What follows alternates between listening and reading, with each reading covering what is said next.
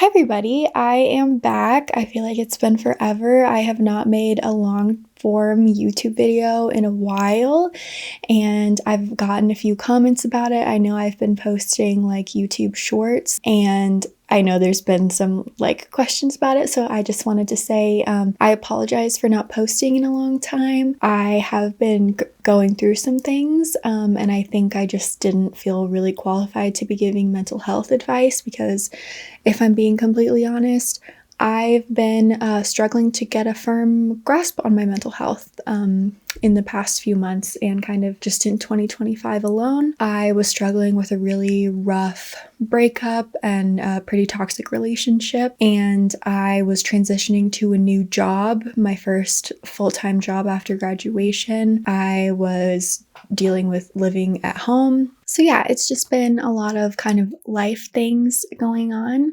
and I've been posting short little clips from my TikTok because I felt like that was the most that I was comfortable sharing.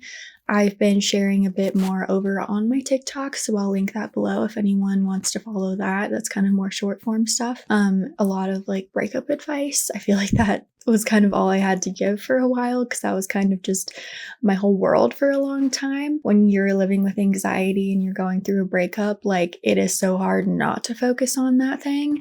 So that was just kind of what I was living with for a long time. But I am back now. It's 2026, which is wild. I feel like I have learned a lot of lessons in 2025, more than I care to admit. It was a year of immense growth, and I just kind of wanted to talk a little bit about it. I did also want to share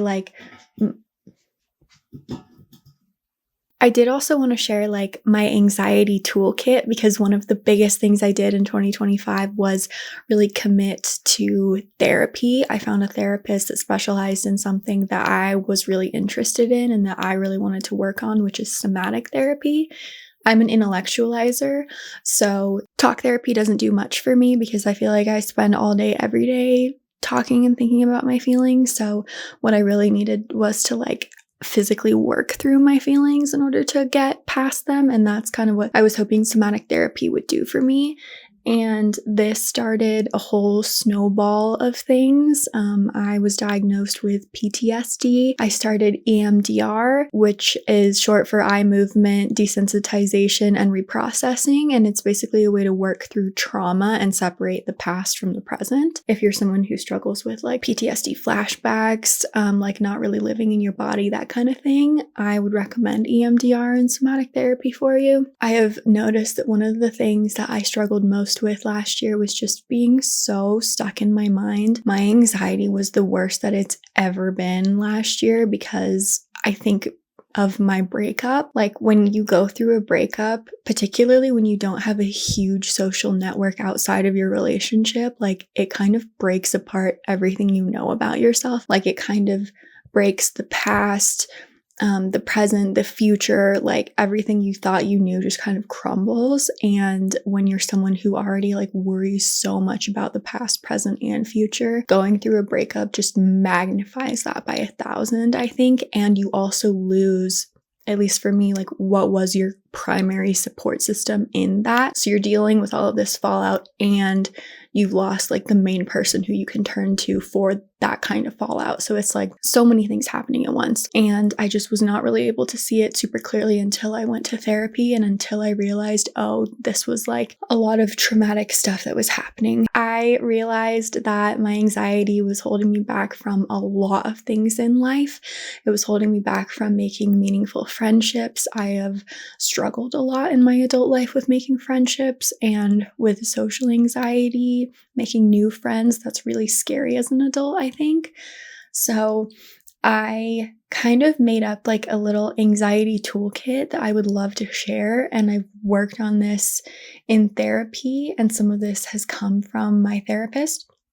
So it's a little bit of professional advice that came down from her, and then a lot of just my personal experiences and what has helped me, specifically if you're someone with anxiety and or going through a breakup, kind of a loss of a person and a relationship in that way. So one of the biggest ways my anxiety manifests when it gets to a like a boiling point is I have really severe panic attacks or anxiety attacks, I guess. I kind of lose all feeling. I start to hyperventilate really severely. My brain gets super foggy and I like can't feel my extremities. It's really scary. And sometimes I feel like I'm like not gonna make it. And that's part of the anxiety in the anxiety attack. And one of the things I worked with my therapist on is knowing when to let the panic attack through and when it's okay to prevent it. Because if it's at a preventable point where it's like a stressor and you don't really need to have this and the stressor is still going to be there after the panic attack, like all the panic attack is going to do is wear you out, and you're early enough where you can think rationally about the process, like there are things you can do to prevent it. So for me, I kind of put together like a mental or physical box of things to like soothe myself and ground myself. So I will do like something for each of the five senses, and I'll have this in a bag that's like handy for me. So I have like a special sweater that I can put on and kind of wrap around myself, and that's something like for touch. Pressure is always really good, like grounding, like when someone gives you a hug when you're panicking, like it's that pressure. So I have like a fuzzy sweater, a really comfortable sweater for that, specifically for that. I have a lavender scented lotion. Smell is really big for me, and my therapist told me that smell is like one of the strongest memory associations we have, and smell is one of the best ways to like ground yourself and break yourself out of panicked thinking. So I have lavender scented lotion. I've always associated the scent of lavender with calming, and you want all of these things to be calming things, not like something that's going to wake you up. Like for me, the orange scent wakes me up and like vitalizes me. So that's not something that I would put in that bag. It's something that like I associate with calmness and grounding. So lavender, because I always put that on before I go to sleep. Like that's that association for me. Then for taste, my therapist told me that sour is a really good way. There's science behind this, but like sour food or like sour candy is a really good way to kind of shock your brain out of thinking something. So I'll have some like sour Skittles with me. I love butterscotch candies. That's like a comforting thing for me. So I have some butterscotch candies in my bag. I also have for like hearing, I have like a specific playlist that I'll listen to, non-lyrical music. Sometimes I think when you're in that state, you can associate too hard with the music you're listening to. So lyrics can be like really make or break. So I listen to non-lyrical music, like certain frequencies. I'll have a playlist so I can easily just go find it, because when you're in that state, I think a lot of your regular processes start to shut down when you're on the verge of a panic attack. So you need stuff that you can like super, super easily access and not have to really think about it. It's just kind of like automatic. For sight, for me, that looks like going into a dark room, because sight, like things I'm seeing, can be really overstimulating for me. When I'm feeling really panicked, I want to go into the darkest room possible or like close my eyes or something. And recently that has also turned into visualization. I worked on visualizing like a safe place, and every time I go back into my safe place, I work a little bit more on like the details and what I'm seeing and how I'm feeling while I'm there. So those are kind of the 5 things in my anxiety toolkit, and those are all like preventative things.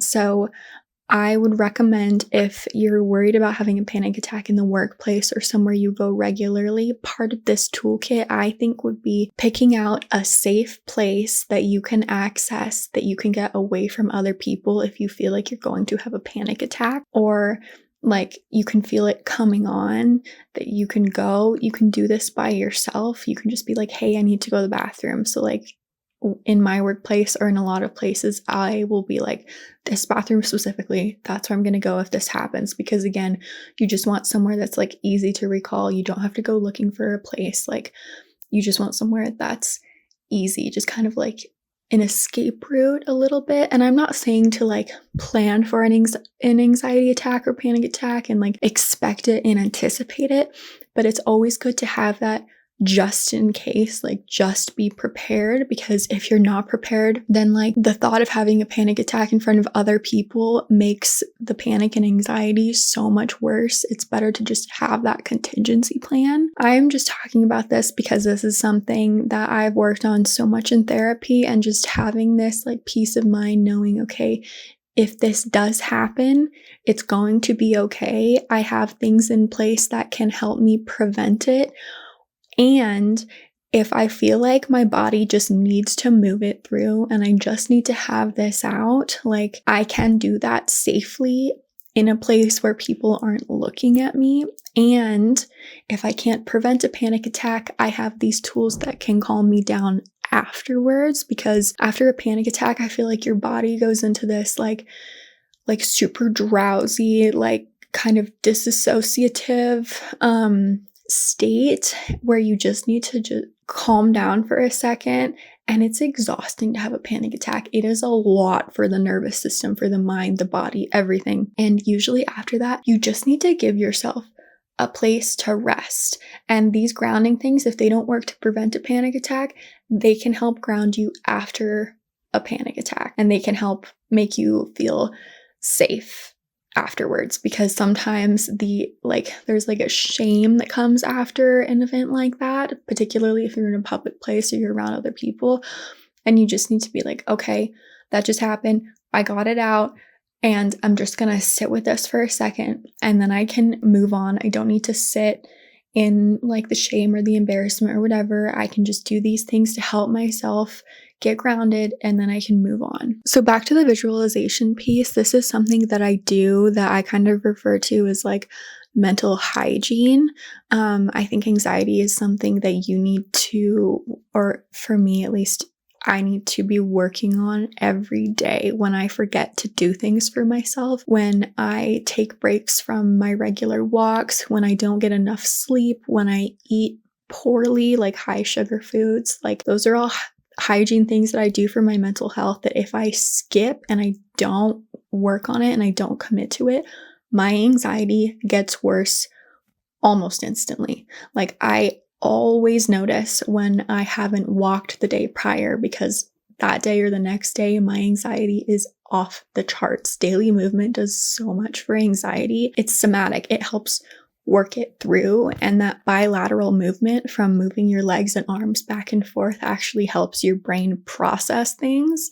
That's another thing that I can talk about. I feel like I have so many things I want to talk about. The visualization, picturing my safe place, is something that I've started to work on even when I'm not panicking, even when I'm not doing EMDR. It's just something that I'm able to go to, and I'm able to kind of work on, okay, what does it smell like? What does it feel like? Like, how can I incorporate the things I feel here in my imagined safe place in my daily life?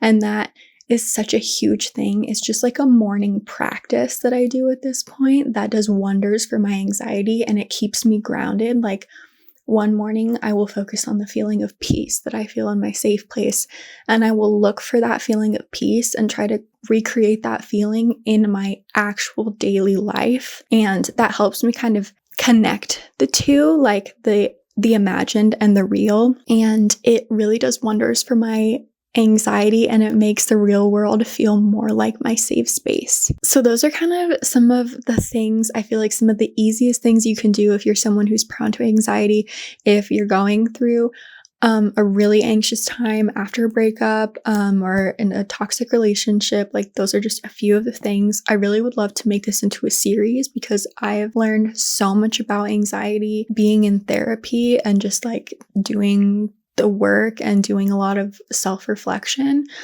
I would absolutely love to share. I'm still on an ADHD journey. I'm still learning about PTSD too. So please let me know what you would like to see. And one of my commitments to myself and to you this year is to post weekly videos. So please hold me to it. And I'll be back next week.